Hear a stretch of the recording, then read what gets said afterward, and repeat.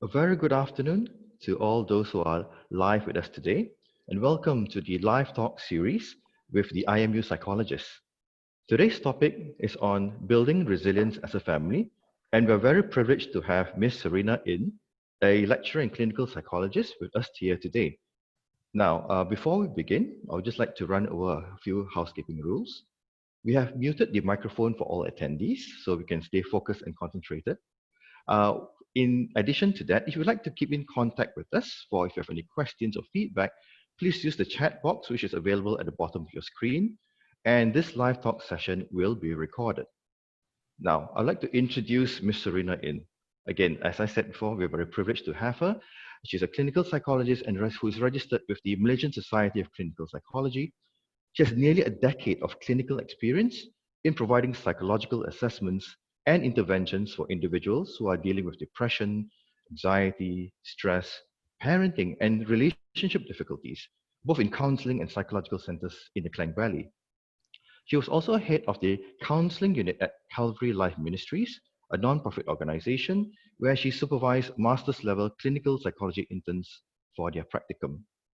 Currently, she is a lecturer in the Department of Psychology at IMU's School of Medicine and is in the process of completing her PhD in psychology on family resilience and adolescent mental health. And that is why we're very happy to have you today because she would be up to date on the latest findings and how we can actually increase family resilience in our families currently in this tough situation that we're in right now. So without further ado, Miss Serena, the floor is yours. Thank you very much, Mr. Alex. Are you able to hear me clearly? Very clear. Okay, all right. Good afternoon to everybody who is tuned in and those who will be joining us. I appreciate that you are spending your 1 hour with us this afternoon. And so I'm here today really sharing with you information and knowledge and all the culmination of practice as a mental health professional firstly, but I'm also here as a fellow parent and a fellow member of my own family unit. And this topic is really, really close to my heart. So I'm going to start with this quote. It's a fiction, but this quote is so poignant in that it says, "Happy families are all alike, but every unhappy family is unhappy in its own way." So happy, I will replace it with the word strong, resilient. So from what we know in research, resilient, strong, happy families, they all are similar. They all have characteristics that really help them be resilient. And with what I'm sharing with you today, I hope to not just give you tips on how to that are far away, but really very practical, very doable. And each of you who are tuning in, for the most part, everyone belongs to some family, right? Either your family of origin or your small new family, your young family. So it's relevant to all of us. And the point that I'm trying to make is, as you hear what I'm going to share, think about how you can start now, okay? So I'm aware I'm speaking to parents, young people, if you're tuned in, I'm so happy to have you here. And at the end of the day, we're going to define family for the most part as people, usually it's related by blood, living under the same household. But we are also aware that there are people in our society that are not having that privilege of being able to live with their immediate family members or their blood relatives. And so if they're living together with other people that are bonded by close kinship, we can also consider them as family, yeah? All right, so I would like to start with highlighting these two common myths on families. And this is not just from research. This is a common conversation I have with people in my circle of network and also clients that come in and see us. In my practice, I see a lot of individuals, couples, and families, and I find a common denominator. They all come from a family, right? So the first assumption that people tend to have is healthy families are problem-free. You would be surprised. A lot of people really think that happy families, healthy families are problem-free.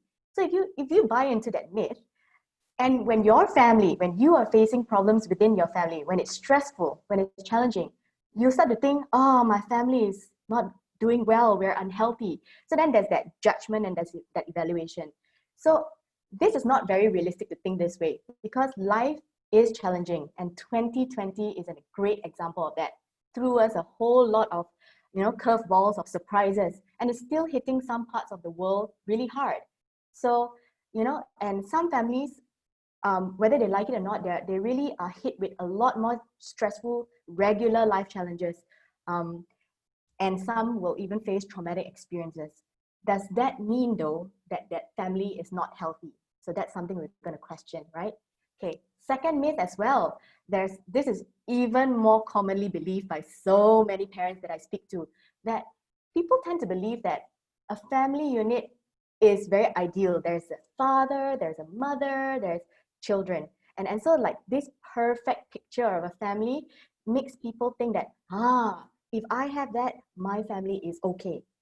Now, how many of people we know do not have that? They do not have both parents around, right? We're talking about people who are coming from single parent families. Either the other partner has passed away, or separation has happened, or divorce has happened. So basically, does that mean that that remaining members of that family is no longer healthy, right? So that's another thing to question. So, and there's so much fear surrounding this idea of this model unit of a family, that if my family is not complete, I must have a father, I must have a mother, I must have, siblings, then only my family will be functional, and my children can then develop well. And that's not necessarily true. What I mean to say is, let's take the smallest unit of a family. Let's say one parent and one child. That is a family. And that little small family, just two, but they're still a family. It does not mean that child cannot develop healthily if they practice the right principles that help them to be resilient. And that's what I'm going to cover. Okay? So what is family resilience? We hear that a lot in the radio and in the media nowadays, right? Telling us that we need to be resilient, we need to be resilient. But I'm going to enlarge that definition to include the family unit. The society consists of families, right? So when families are able to withstand and rebound, basically bounce back from crisis and prolonged adversity, that's essentially family resilience. So we're looking at the family as a unit, one whole unit. How are they doing? And also consisting of individual members. And I mean, in a way, we look at this year, 2020 is a perfect example of prolonged adversity. Yeah, we're going through long, stressful periods, a lot of changes, a lot of uncertainties. So when we're looking at family resilience, we want to help, families to take the focus away from how families have failed, right? A lot of people have a tendency to think about, my family is not cool, my family is not doing this, we're not that. Really, I hear this from talking to young people, and I'll say, but what about how is your family coping?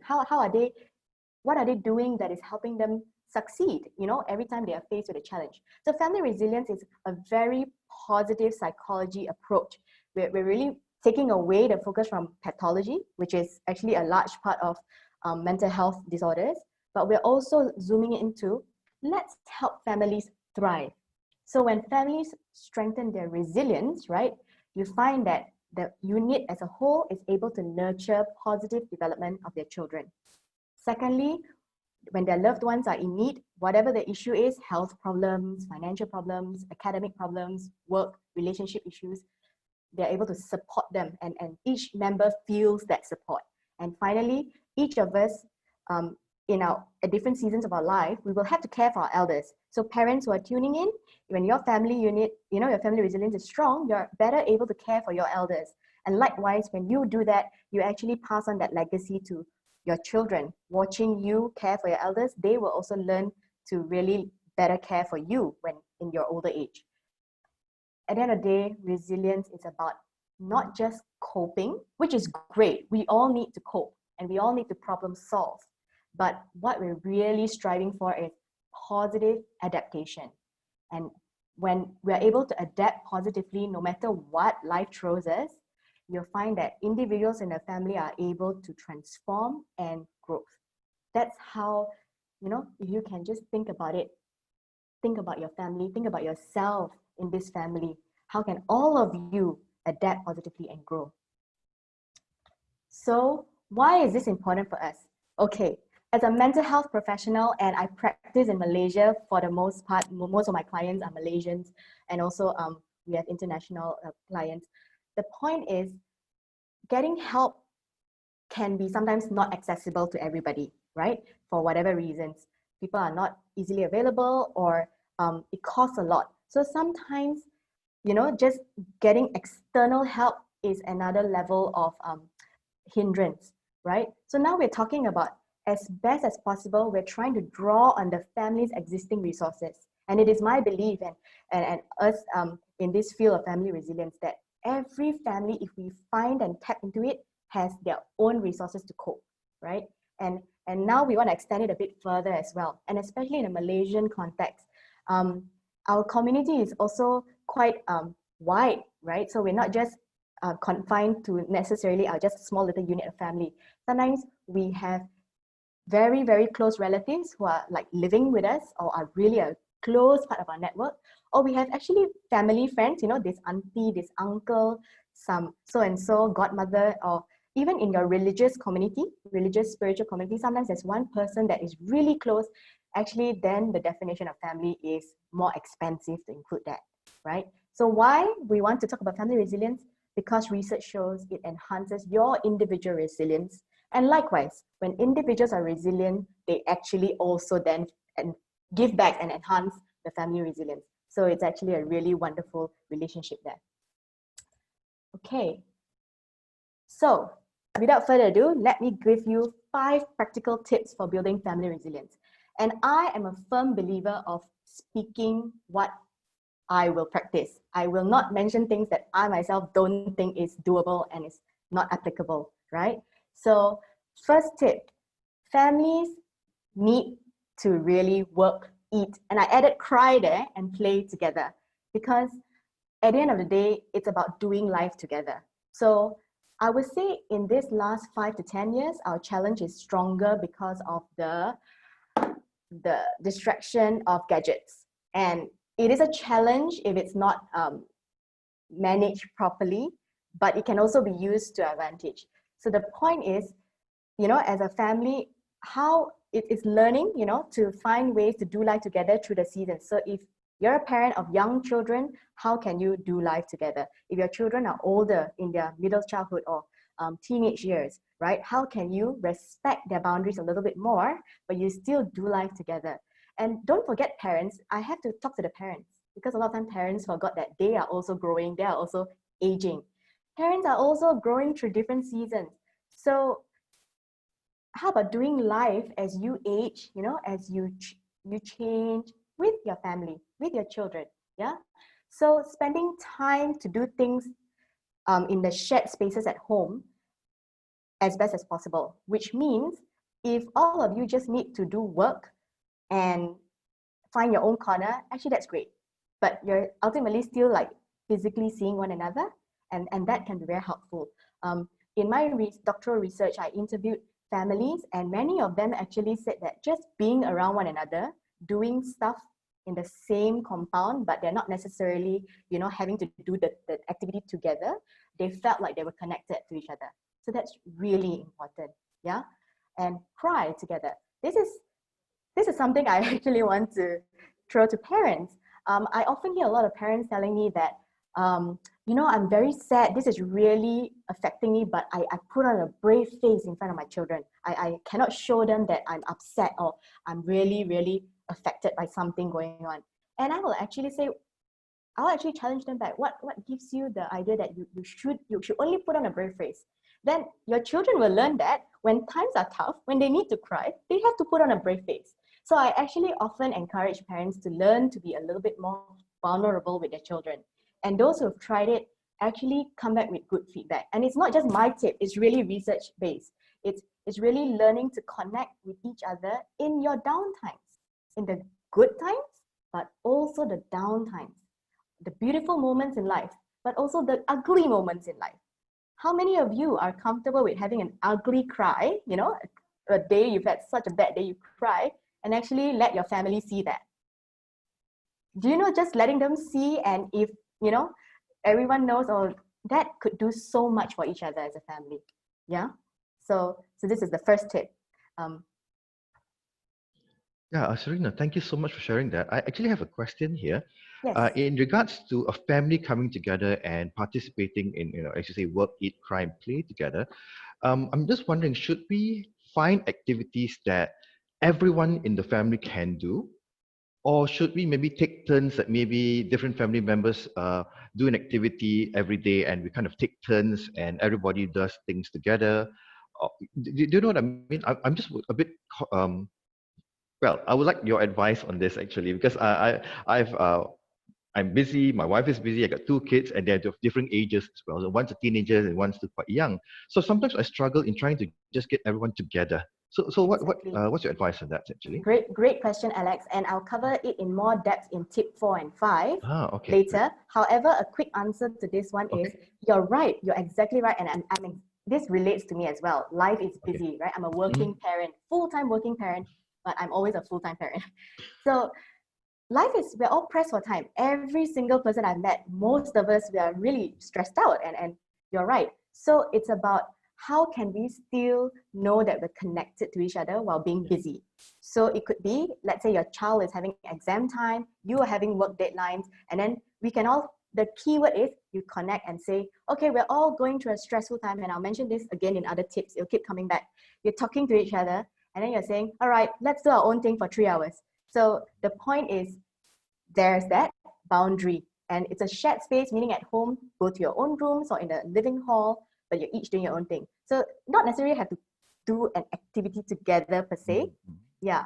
But if let's say mom or dad or somebody needs to exercise, right? Really want to incorporate exercise, then it's like, shall we just exercise together? So you kill two birds with one stone. And during the, let's say you take a walk, right? A walk together or a cycle or something. You don't necessarily have to talk, but just knowing that we've got each other. These little changes in your lifestyle, as busy as you are, can really just help you feel connected. Right. So just to make sure that we do take into account other people who are around, we don't necessarily have to do things exactly together, but knowing that they are there for us and we are there for them Yep. is the key towards it Yes, all. exactly. Got it. So a quick summary is a family that eats together stays together. Family that plays together stays together. So eating together is something I struggle to because of working long hours sometimes.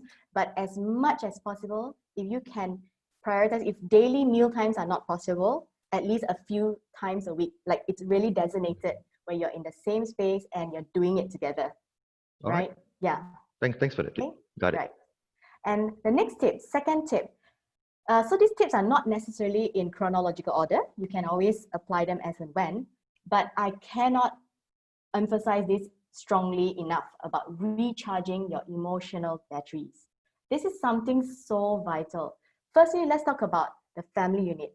It consists of individuals. So every person needs to be mindful that their emotional tank, in that sense, needs recharging. How are we affected when we're stressed out, when we're really down? That's when our emotional tank is like, getting empty. So we recharge on our own. I'll mention that a little bit more next slide as well. So that's the first thing. Just being mindful, I need recharging, all right? And MCO time was a very challenging time for so many people, right? Living in the same house, quarantined for a long period of time. A lot of people are telling me, even I myself, like, oh, I feel I'm going crazy, I'm losing it, right? So just being mindful, okay, we all need our own space, let's recharge. Recharge looks like however any activity that you need to do that fills your tank and makes you feel, I can breathe. I'm sane, like just having that space and yeah, I'll explain more in the next slide. Then secondly, parents. So in a family unit with both parents around, the marriage unit has to actually be prioritized. And I make this a practice in my own life as well. No matter how busy it is, we really do our best, my husband and I, to set aside a weekly date night. And we have to try to remember, we have children with all the varying stuff that we have to get done, but we have to remind each other that we need to not just do small talk, but we're actually connecting. Yeah. And when we have a bit more extra energy on holidays or longer periods, we actually try our best to find new activities to engage in. Could be learning a new hobby, or just going to a new place, or just doing something different. So this will recharge the marriage battery, the emotional batteries among the couple. So vital. Yeah. And then finally, you can do it together as an entire family or separately as a family, but more of like, when I say separately as a family, meaning you're kind of looking out for one another. So it's like, for example, if mom is like losing her temper all the time, right? Or just being so grumpy and scolding everyone. Actually, probably mom needs her emotional tank filled. So it's for the family to actually look out for one another. Say, mommy, do you need some time out? So actually little children, if everyone gets the hang of this kind of practice in the family, right? It's actually very normal to say, I think mommy needs some space. You know, just saying that, and that can be so good for each other. So in stressful times, I put this in to address for all of us. For parents, what do we do in our self-care, in our refilling our emotional battery, is to recognize your own feelings. Something not many people may be comfortable with doing, or just not used to it, in fact. Yeah. I mean, growing up in a typical Asian family, sometimes it's not easy to talk about feelings, but actually it's so important because we all have feelings. So once you're able to recognize your own feelings, then only you can attend to or acknowledge your child's emotions. Yeah. If not, if you're constantly only acknowledging your child's emotions, but you're not even paying attention to your own feelings, there's a little bit of a mismatch there. Yeah. Because actually, when you're doing parenting with children, that interaction together, that mutual sharing of what's going on can be such a strong bond for each other, right? And that's when you can then reassure and comfort. And then we're talking about if you have younger, slightly older children or teenagers or young adults still living in the family home, right? When you're going through a stressful time, adjust expectations and goals of yourself and each other. So even of your parents, right? And actually, there are many times for younger people, connecting with friends really help to buffer that stress, so that the entire stress is slightly reduced when you're in a family setting. So that importance of connecting with friends, parents, be mindful your child needs that connection as well. And for younger people, actually, if you're going through stressful times or just a very tough time, celebrating milestones together with your peers, which is something most people are more comfortable with, the younger ones, young people, but actually including your family may seem a bit unusual or awkward for some, but actually it can be. So it's just invite your mom along, or invite it's not like they're there the whole time, but actually very resilient families, the parents and the children have no qualms sharing their friends with each other. Does that make sense? So your teenagers or early teens, you're hanging out with your friends, you have no issue with bringing your parents along, or at least including them in whatever celebration. And of course, parents, this is where you remember to respect the boundary. You don't be entirely in the whole thing, but then the friends watching the child, the teenager, will just feel very secure knowing that, hey, I'm so comfortable with my friends and with my family, right? And if both parents and the children are doing self-care regularly, you'll find that it really eases off the pressure of each other, right? So it's just more likely to be more pleasant around one another in that sense. Yeah. So yes.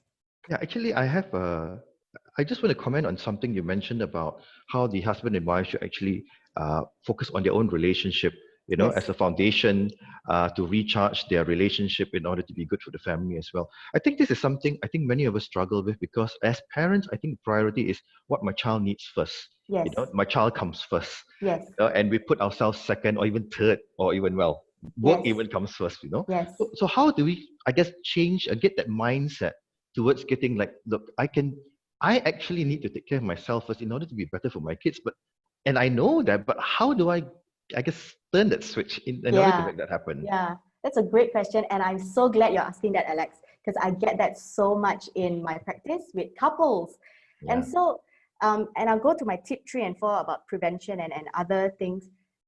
Basically, don't forget that how did you get if you're talking about younger families, right? So the parents, marriage, and their children, how did you get there in the first place? You got married, right?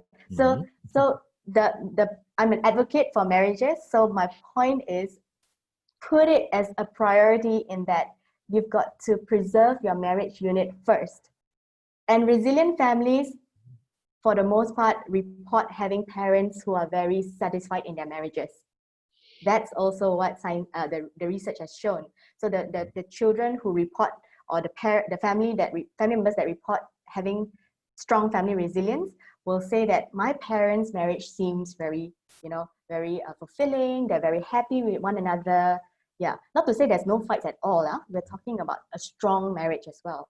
So it's as simple as putting it in your diary. So Like a date night. yes, I literally pen this down in my calendar. Like for me and my husband, it's Setting an mostly Saturday appointment. nights. Oh, Yes, okay. exactly. I literally block out Saturday nights as much as possible. So we have an agreement, and if anything were to interfere with our schedule, like someone asks us for a wedding or some event, we'll actually check with each other. Are we okay with doing that? And if you want to save time, we can treat that going to the wedding together as a date.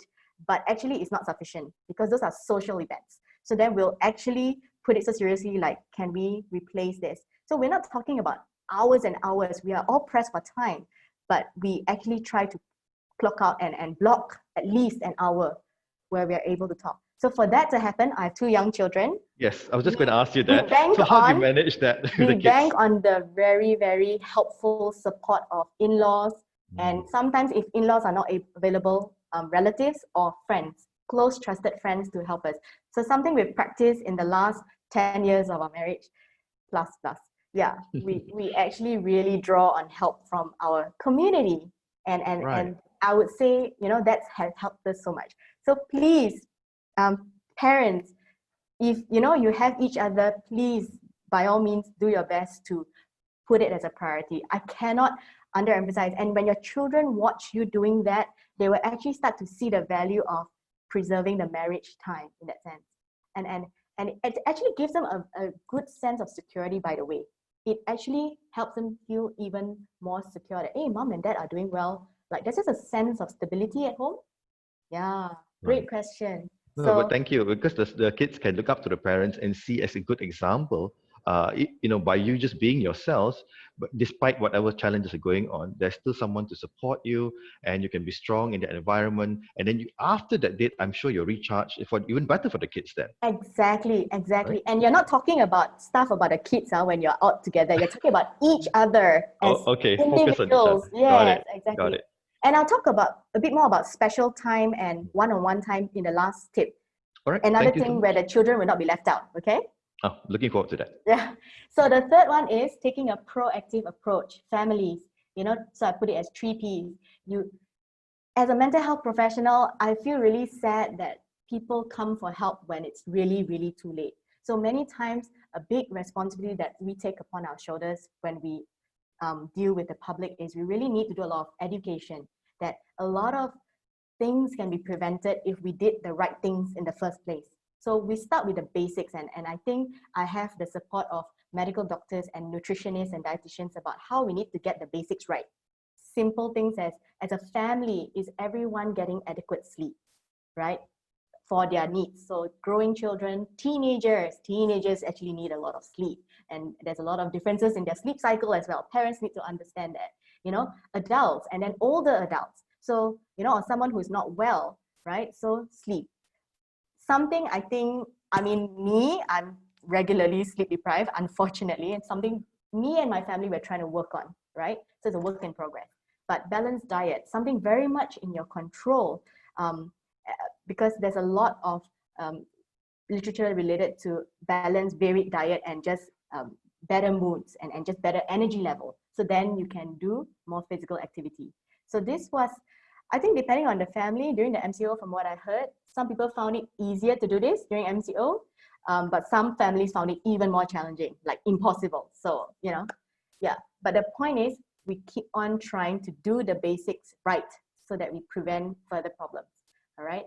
And then when we get, so second point, it's like when we are faced with a crisis, or how do we view it as a family? It's like, yeah, that didn't happen. So does the family as a whole view disappointments? They see it as, like, fail it, we all failed or something?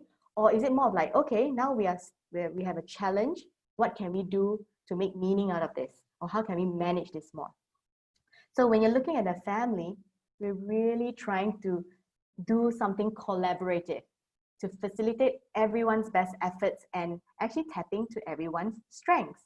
So I mean this even for families with younger children. You would be surprised. Each child actually has something to bring to the table in that sense. You know, every member in the family has value. So if the family learns to shift from a reactive, and this is something that's not overnight, yeah, it's going to take a lot effort. The family learns to shift the mentality to let's be more proactive as a family. You know, what is it that we want? So 2020, our plans for travel have all been cancelled. So are we all going to be just so upset, or how can we then change and adapt to it, right? Why do we want to go for traveling? Why do we want to go for holiday? To have fun, right? So what can we then do, right? So then get ideas from everybody, right? So the focus in this approach is always on a positive vision, positive goal.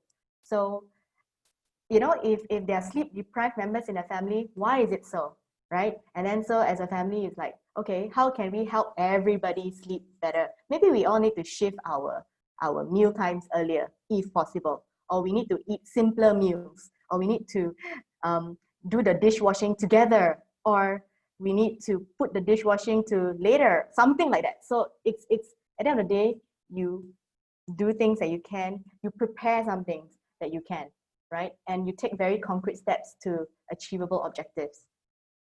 So this is just a principle. Yeah, of course it comes to specific situation. Yes.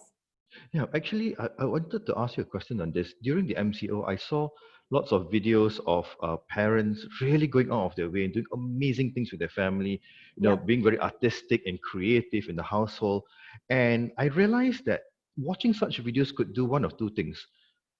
One thing, it could inspire me to do more, give me some creative ideas to actually take action and do something and even more things with my kids. And I started doing that. Like, for example, started dancing with them in front of the TV and stuff like that. It was fun. It was a lot of fun. Yeah. But then I also realized sometimes when I watch these videos, they're so amazing that I feel like, oh my gosh, I'm so far away from even thinking of trying because I don't think I can do that. And I feel maybe a bit low that I'm not capable, I'm not as talented in order to handle that. So, but I guess what I'm saying is hearing from you, the important thing is to try. Yes. It's not that you got to get it right and put it on Facebook and in Instagram and go viral. I mean, as impressive as things are, but more along the lines, just give it a try. Just try to make it work, right? Could you explain a bit more about that? Yeah, you're right. I'm one of those families too. We watch these videos and everything. Yeah.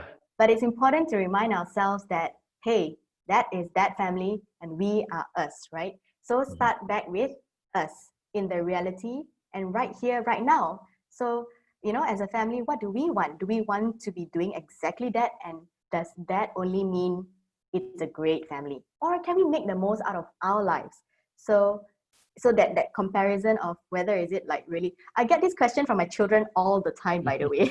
They're always like, Mommy, my friends go for holiday all the time. Why can't we? Yeah. Stuff like that. So it's about addressing, just now we said about adjusting expectations. So talking about it in the family context and that in our family, what is doable, what's not doable. And if they're disappointed, we talk about it, we ask, so we take an interest and we ask, why are you disappointed? And so then when we are all, everything's been talked through, then they're actually understanding. So it's actually not too bad. So for each and every one of you listening, each of you come from very, very different families. I'll be very surprised if your families are like, right? In that sense, but you can start right where you are. So if dancing together is what you need, go and do it if you like it. But if you don't like it, don't dance. Don't make yourselves unhappy. Yeah. Okay. So find an activity that we can do together, and we don't have to do it in a perfect way, but we just have fun along the way, right? To tie into the other point of just doing things together, being supportive of one another as well. Exactly. But the key thing, and I'll mention it slightly later, but I'll say it now as well, humor. So having love of laughing at each other. So if you can't dance, great. Maybe your whole family of two left feet in that sense. Everybody is not be able to dance, but I it's cannot funny. deny it looks really funny, but and I don't want to post it anywhere. But I love it when I watch back with my kids. We just laugh and laugh and laugh about it. Exactly, That was right. very good fun. For your eyes only. Oh Right? yes, definitely. Yeah, and that's what matters, right? At the end of the day, Yeah, you got the physical activity and you had that time together. right. So Correct. that's a great big observation there. And so we go on to the last two tips. Tip 4, whole family meetings. So if you tuned in to my colleague Mr. Alex's talk on Tuesday, he also mentioned this as part of becoming resilient, right? So for families, this is something I would say looking at the family's needs. So it could be regular, so you schedule it every month, or it can be that formal just in the scheduling, actually, just making it work, happen, right? Or you can actually have it as and when you need. So just now we said proactive, right? Not reactive. So don't just wait for a crisis to happen, then only you'll have a family meeting. Having said that, having a family meeting is better than no meeting. I have to emphasize that. Yeah. So that's still better than nothing. And this, notice, is family meetings and it's not necessarily arguments. You can have a little bit heated discussion, or it can be more peaceful depending on your family dynamics, right? So during COVID-19 especially, there's just so much going on. So life has changed a lot, right? So family meetings can really help talking about the current stresses. And then as a family, in the meetings, you talk about how can we navigate. So for example, during MCO time, my kids' bedtime all shifted. It's just the way it was. Yeah, for many reasons, right? So we accepted it. But then in order for my children to catch up on their sleep, we allowed them to sleep in. So something I didn't have to tell the whole wide world, but it was something as a family we adjusted to, right? But when school restarted or reopened, then we renavigate, and then we slowly adjusted their sleep. At the end of the day, the point I'm trying to make is the relationship in your family is really strengthened when you dialogue. Dialogue is two ways. So there's a lot of communication of respect and acceptance. So just now your question, Alex, was about the dancing thing. If, let's say, one family member does not like dancing at all, let's not force. Or if they have different talents or different skills, it's a lot about acceptance, actually, and that can really help each other feel valued in the family. So I mentioned humor. So, you're just laughing not at each other. I mean, you could, but you're laughing with each other. And so then everybody learns to not take things so seriously, and that diffuses the stress. That takes away a lot of pressure. And affection. So you can call nicknames for one another. That if that is something, of course, not nicknames that are derogatory or criticizing, but very pleasant names. And just having amusement. So think of your family like really these people you're stuck with. You're born with them. How can you just make the most out of it? Yeah. And when you have these family meetings, sometimes you need to have an agenda, which is there's a particular situation that needs to be solved. So then it's really about thinking, what can we do? How can mom and dad support you? Or the teenagers or the older children, if they've been respected and heard by their parents in the past, they're more likely to say, mom, dad, I need this. So there's that mutual communication that really is very flexible. Yeah. Okay. And at the end of the day, in these family meetings, what you're actually doing is you're enhancing the resourcefulness of the family members. So it's like thinking, hey, if I'm solving this on my own, I can't. But with my family together, actually we can. How? Because this person has this strength, that person has this strength, that person is good at this, that person is good at this. Yeah. So that's something. Yeah. So I'm guessing what you're saying is we shouldn't just call for family meeting when something is wrong, right? We don't wait till something is wrong, but it's an opportunity to check with one another how things are, what's the updates on things, do you need anything? Because sometimes I guess kids, I mean, just like what you said about clients seeing you, right? Or clients seeking for mental health help. Many times it's too late then and only then they do something. Exactly. But if you can catch it early enough, Yeah. at Yeah. the earlier stage, it's much easier to manage, isn't it? Yes, exactly. So how do you call for these family meetings though? I mean, what's your Yes, strategy? it's related to just now my 3 Ps: preparation, planning. So it has, just like the parents having date nights, Mm-hmm. yeah, you plan Right. family meetings. So it could be very formalized, but I've also heard feedback from some teenagers where they come from families like that and they don't like it. So that's a little bit maybe too formal. So I think you have to be, the key word is flexible, adapting. Right. You see the family members, if they take to it, I mean, who doesn't like to spend time with each other if they're having a lot of laughter and the time is meaningful. Trust me, that in itself reinforces the want to go back. You know, like, all right, guys, you can call it anything. You don't have to call it family meeting. You call it, okay, let's kopitiam time or something. You know, anything that your family likes. Let's call this ice cream time, whatever. But it's ice cream time or chocolate time, snacks, okay, junk food, whatever is like the meeting time. So you can package it however you want. You bring back lots of memories from, because my mom used to do this. She'll make tea about 4 or something during the weekends, and she'll make tea for everyone whether we ask or not. She'll put some curry puffs there, and of course we'll come. And once we come and we start eating, that's when she starts talking, and then we're there. But then we realize actually it becomes comfortable because there isn't necessarily any agenda. But the point is we're all together and we're sharing just in a light-hearted way. We're relaxed with one another, and then we actually communicate and take the opportunity to check with one another. Exactly. Yeah, and that's great because it sounds like that environment that you grew up in, Alex, was a very healthy environment. Yeah. So I'm fortunate. Yeah. yeah. So I mean, why this is separate from, let's say, makan or eating outside? Because okay, now with the restrictions is a bit harder. But sometimes outside settings, I've observed, and I've been an observer from young, it's just not feasible for families to talk in a public setting. So this is something to be mindful of. Even though you have family dinners every week, you know, outside, you just observe. Are we talking? Are we actually communicating, connecting? If it's not, then you need these family meetings more regularly because it's different. So the key thing that goes on here is communication. There's a lot of talking, yeah, which I'll tie it in with tip 5, creative brainstorming. So this is related to when you have family meetings or when you don't have family meetings. As a family, you all learn to be actually very creative. So life is filled with seasons, yeah, like different seasons, and as a family, and also for the individuals, right? So adjustments do need to be made from time to time. If a family maintains a rigid schedule or rigid routine because they think that that's what we've always been doing, that may not even be very helpful or healthy, yeah? So the point I'm trying to make is, for those of you listening, just start somewhere that you can today with regards to how you want to contribute to helping your family, right? And helping just means, how can I help my family connect better? You know, you as a member in your family can do something. When I have teenage clients or younger clients, I actually talk with this about them too.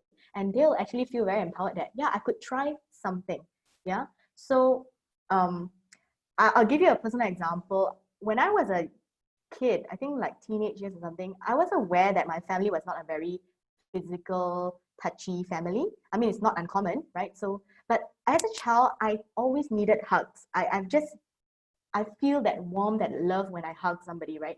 So I was like, I'm fed up of not having this in my family. So I literally decided, I can't remember how old I was pretty young. I just decided, you know what? I'm going to start with my mom because I'm the closest to her, for example. And I basically started hugging her. She was so awkward, yeah? But I started with mom. Then eventually, it became a bit of a norm. And I started with dad. So this was my own individual creative brainstorming. And it didn't translate to the whole family because I think my brothers maybe not so comfortable always, but I did hug them as and when. So I kind of like, you know, took that first step to adjust. And I think if anything, it did a lot for us, that physical touch, really close, you know? And then that's just my family, but there's many other stories, right? So let's say back to this year, how you can't go traveling, right? But the idea is you want to sightsee or you want to do new things. So as a family, what can you brainstorm to do?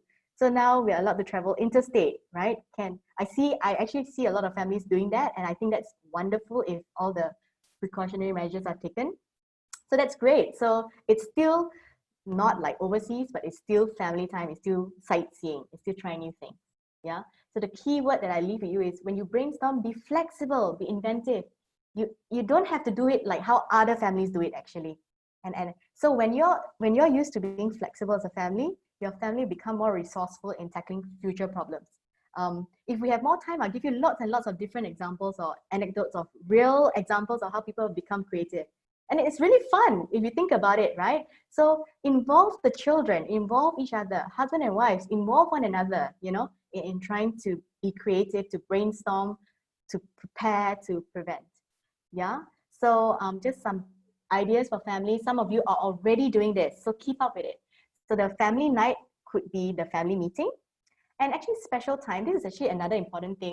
If you have more children, I do encourage if parents, I know we're all pressed for time, but try your best to incorporate a little bit of special time with each child, which means this time is uninterrupted and it's a block out time in your calendar where you actually have that uninterrupted connected time with that child.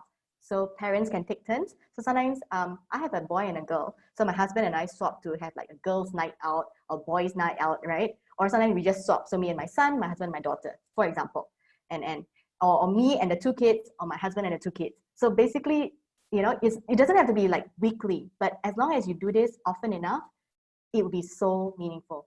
Yeah. Friendly competitions. So you don't have time, right? Everybody is busy doing homework. Or everybody is so busy. So it's like, okay, who can wash the dishes faster? Or who can, fold the most clothes faster? Stuff that you have to do, you put in that creativity in. Yeah. A third point, I cannot emphasize this even more. Milestone celebrations. So I want to say that milestone celebrations are not just for the victories in life, not just the big stuff, but also the smaller things. Those are really important. Some families actually do things as half birthdays, when a baby is first born, every month, but I mean, if the year is so long, for example, I'll give you like my kids, for example, MCO, they were stuck at home, right? They were just looking for any opportunity to celebrate, and we just allowed them to. So birthdays or like, somebody's birthday or some national day or something, they're really looking forward to different Mother's Day, Father's Day. They were so excited, and I recognized that it was what they needed in that very stressful time. So a celebration was important. Or if someone joined a competition and lost, do we say, oh, that's it? Or do we say, hey, we celebrate that you actually made the effort to join that competition and you come out a very strong sport, positive sport.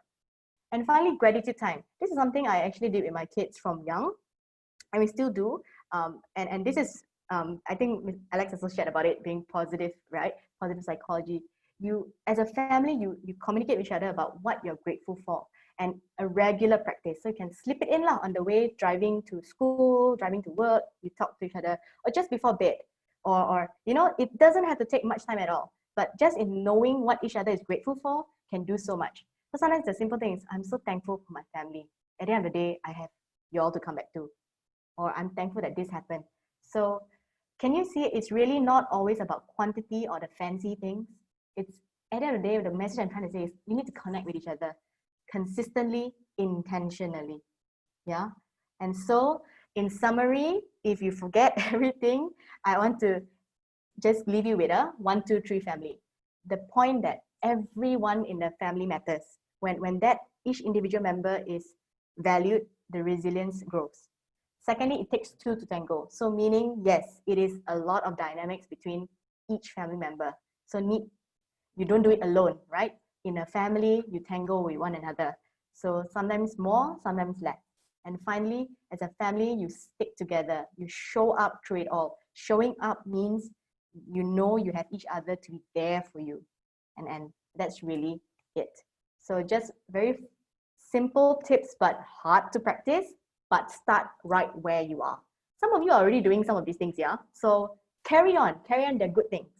And with that, I shall end here and pass it back to you. Okay, thank you, Serena. Thank you so much.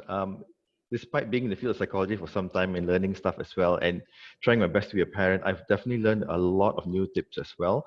And something that I can actually apply with my own family. So I'm very thankful for this.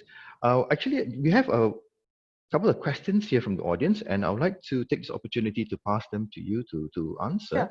And this is something I think this happens presently and very, very common as well. The first one is how to deal with too much children's screen time, and particularly on video games, right?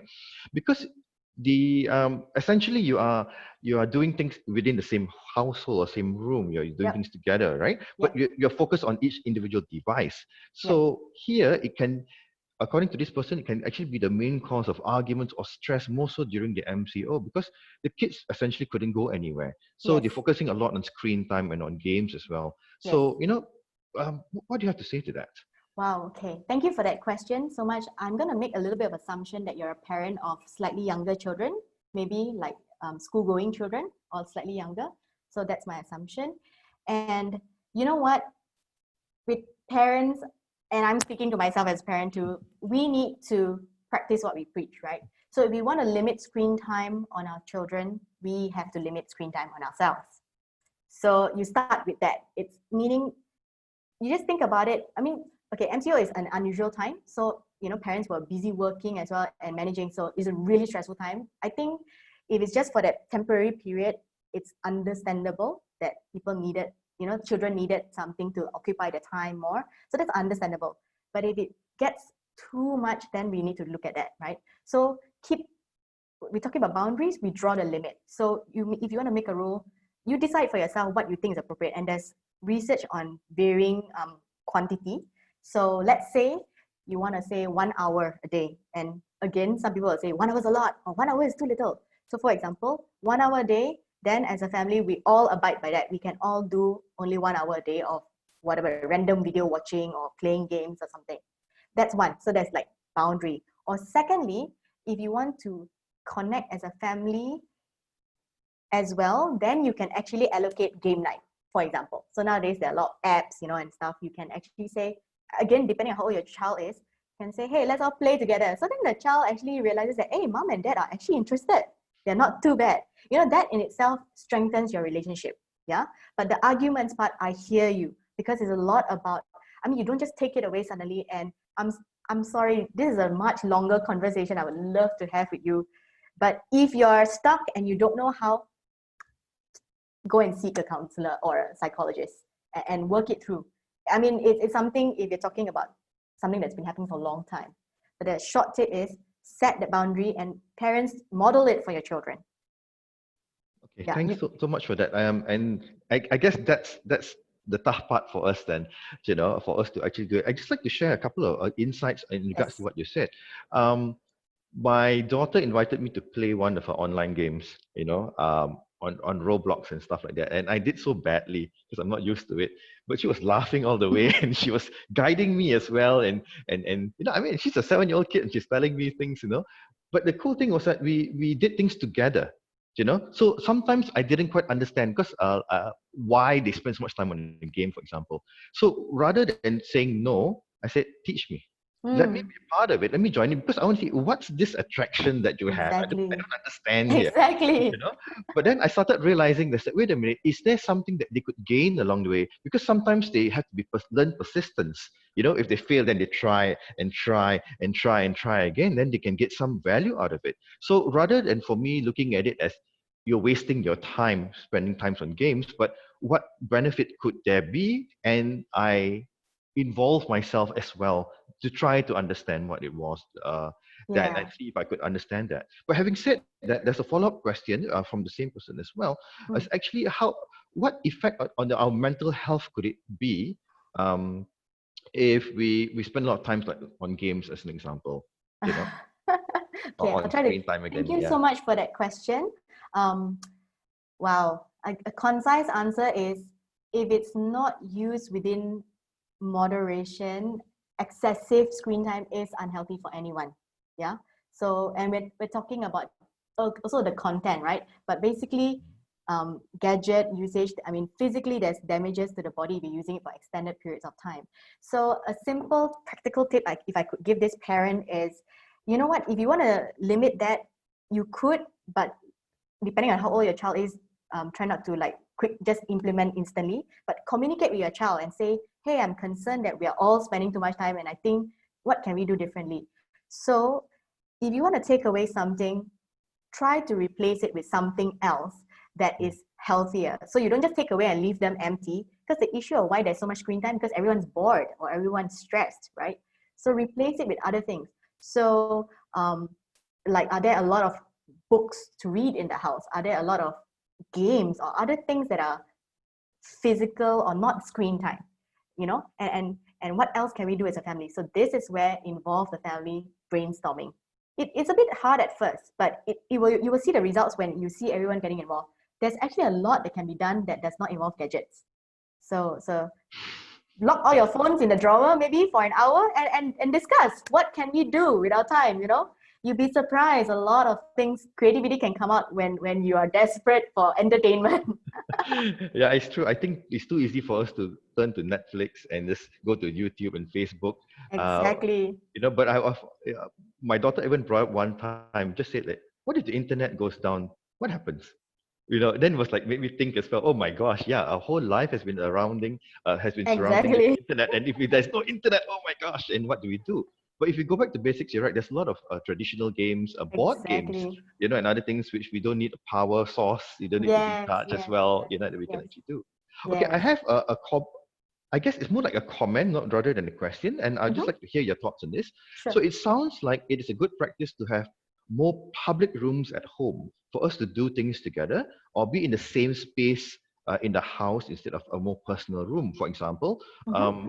the comment here is maybe avoid having own rooms to sleep, study, or play games. I see it may cause people to, I guess, lock themselves up and be alone, for example. So, Mm. so just any comment to that, actually? Any Yeah. thoughts on that? Yeah, that's a great question. To answer that, I need to give you the context. I think looking at how old your children are. So if we're talking about a family with children, you have to accept that the older children are teenagers, especially, they're going to need that space, and that's a whole talk all by itself. They're going to need a space. So actually allowing them to close the door when they need that privacy is very important. But perhaps you could have a rule of not locking the door, and that's fair. But before entering into their room, maybe you can make a rule. Everybody knocking. Hey, can I come in? Is it all right? Can I come in? So that when you ask permission in that sense, you show your teenager that you're respecting that space. But for me, as a psychologist, I actually think younger children don't need to lock the room. And it's for many reasons, right? Safety reasons. And just as a parent, I don't see the need for that. But when they need to change clothes, when they need privacy, for any reason, or let's say they're having a downtime and they're crying and they really want to have, I'll allow it, but no locking doors. So no locking doors for younger children, but the doors should stay open for the most part. Yeah. I know it's tricky when there's aircon involved. So that's something you got to think about. Yeah. But the point is, I think locked doors maybe should only be for parents, right? And that's very logical. Parents with the need for privacy should lock the door at appropriate times, at bedtime or something like that. So that's for bedrooms. But if you're talking about common space, meaning each one could have their own space, but how can you cultivate that comfort with, depending on your house, right? It could be a bigger house or a smaller house. It's about whether you can find that space. So you can be in a public area like the living area or dining area, but each one's space is respected and you don't like keep on interrupting and crossing that boundary. Yeah. So it's something you all have to navigate as a family, like what's comfortable, what's not. But I generally don't recommend locking doors in general. I think that can be a barrier in itself. Yeah, I think there's a saying like out of sight, out of mind, Mm-hmm. or good children are seen and not heard. All these things kind of Yeah, reinforce the thought that, well, they're not saying anything, they seem fine, then I'm fine as well. yeah, But I think the idea of family meetings, checking up with one another, just making sure and not waiting for something to go wrong, in yeah, order to check up with one another exactly, is very, very important as well. exactly.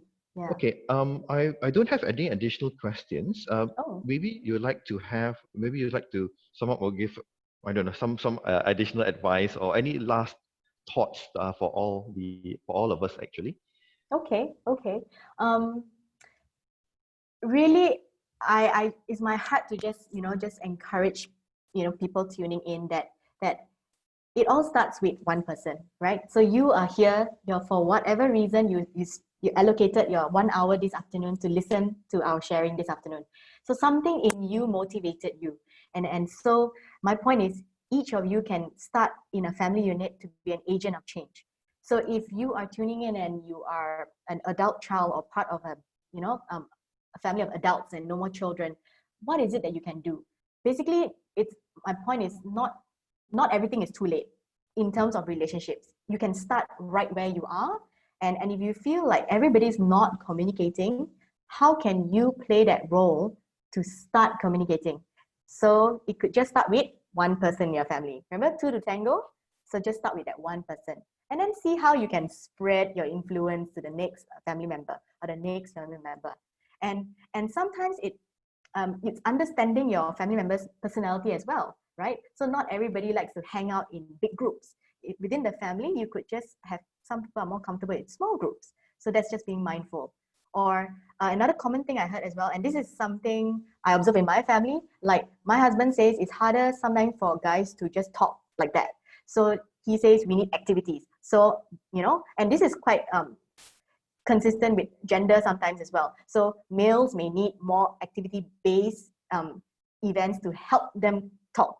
Sometimes, not all males, but So then you be mindful, okay, we'll need to do something while talking. So you're very creative to make the most out of every little time that you have to connect consistently, intentionally. Yeah. So if you start right where you are, you have this in your control. You may not be able to solve your entire family's problems, but you can do a little bit to connect with that one family member, and hopefully, that starts. So those of you with younger children, guess what? You can do a lot. As in, you have so much ahead of you that you can do differently from your family of origin. And that's another point I want to make. You can create a new family culture altogether.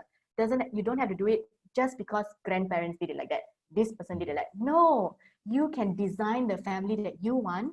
And if you want a resilient family that is adaptive to whatever stress comes your way, you can do it. So that's what I want to affirm and empower parents out there. Serena, just want to say thank you so much for all this, because firstly, I want to echo a comment. Well, comments are coming in right now. Thank you for the talk. Good awareness as a reminder session as well. Informative and practical session. Thank you. Thank you so much for this talk and sharing. Encouraged to start new steps in culture.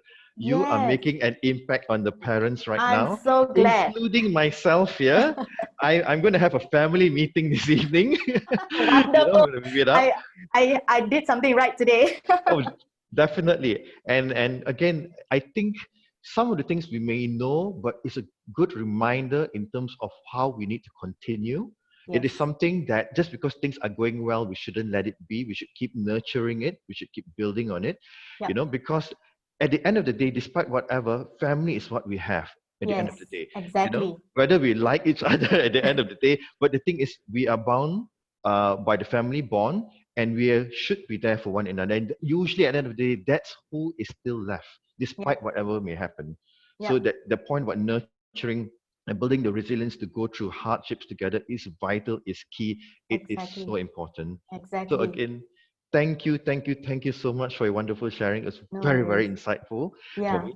Okay, and so to the audience as well, thank you so much for the time that you spent with us. Thank you for this time and hopefully you can implement, these talks, these sessions, these knowledge, and we'll have this up on our Facebook page and on the landing page. We'll get it out to you because we had this 3 series of talks here, and please follow us on Facebook, right? At IMU Psycounts, for IMU Psychology and Counseling, for example.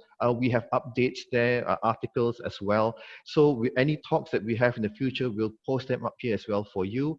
And we really look forward to seeing you more in the future. So thank you so much for your time. And thank you so much, Serena, for an awesome, Welcome. awesome talk and a fantastic reminder of how the importance of family. Thank you. Thank you.